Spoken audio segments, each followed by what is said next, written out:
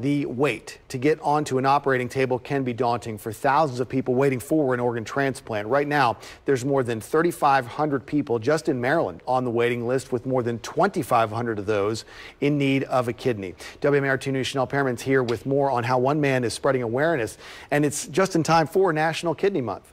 Yes, Christian, that's right. I spoke with the man who has been struggling with kidney disease for decades. Now he's using his story to spread awareness, hoping to encourage others to learn more about the disease and all the resources available to those battling it. And even those who aren't affected by kidney disease, he's hoping will consider saving others by giving a life-saving donation. Look how young we look. I know. Frank Meter and Linda McGrain became family decades ago when he married her sister, Kathleen. But 15 years ago, their connection became much deeper than that. She became his lifeline. That's the important thing, of knowing that there is hope and that there are other options. McGrain gave Meter the ultimate gift of life. After his health started to decline, McGrain stepped up to become his living donor for a new kidney. I thought, well, this is really interesting. I'm going to do this if I can. So I was just determined that I was going to do this. Meter was diagnosed with polycystic kidney disease at the age of 30. It was the same disease that two of his three brothers ended up being diagnosed with, and the same disease that his mother passed away from. Kidney disease is much more common than people realize. 1 in 7 adults have kidney disease. So it's about 30 million adults in the U.S. Lifestyle changes helped Meter live with the disease for almost 22 years.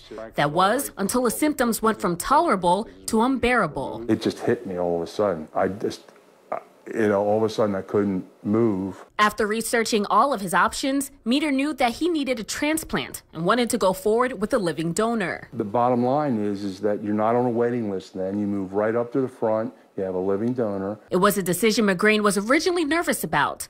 But when she learned that she was a close match, she knew she had to help. Like any surgery, it's scary, but you do come through it.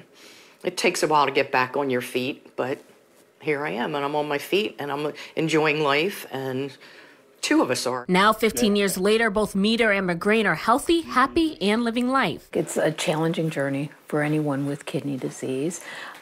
Frank is one of the lucky ones who's been able to find a live donor. Too many people are on the waiting list for a kidney, and we want people to know that living donors are potentially there's living donors that can help you out. Now he's hoping his story helps others, knowing that there are more options out there for those living with kidney disease.